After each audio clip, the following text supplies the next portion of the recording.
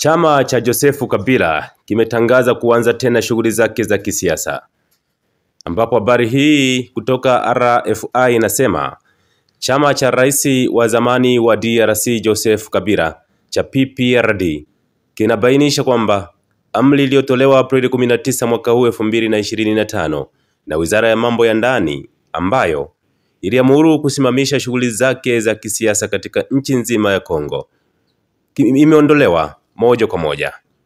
Hatua hiyo imechukuliwa kufuatia tangazo la kurejea kwa rais wa zamani Joseph Kabila nchini kupitia Goma, jiji linalodhibitiwa tangu mwezi wa Januari na kundi la waasi la AFC ama M23 linaloungwa mkono na Rwanda.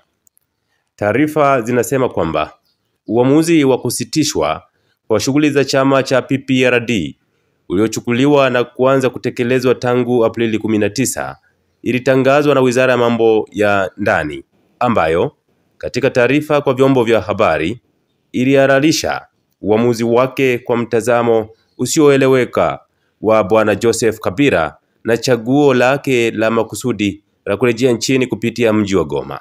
Ingawa matoleo mawili ya safari hii yalithibitishwa na maafisa wa M23 na maafisa wa Kongo kuja kwa rais wa zamani katika mji mkuu wa mkoa wa Kivu Kaskazini. Hata hivyo, kuna kanushwa na baadhi ya washirika wake wa karibu. Siku 18 baadaye, Mei 7, PPRD inabaini kwamba hatua hiyo imeisha muda wake kwa msingi wa hoja yake juu ya kifungu cha sheria ambacho kwa kukosekana kwa uamuzi wa mahakama kinaweka muda wa siku 15 muda wa kusitishwa kwa uamuzi uliochukuliwa na mamlaka ya nchi, yani Wizara ya Mambo ya Ndani katika kesi hii maalum. Chama cha PPRD kinabainisha kupitia mwanasheria wake Bwana Lungungu kwamba hakuna ufuatiliaji wa kisheria ambao umewasilishwa kwake na mamlaka husika.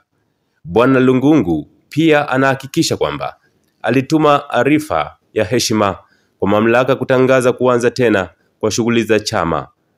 Waziri wa Mambo ya Ndani Jacquemain Shabani kwa upande wake amesema suala hilo sasa liko mikononi mwa mwendesha mashtaka ambaye ana makataa mawili ya siku 15 ya kuamua kesi hiyo.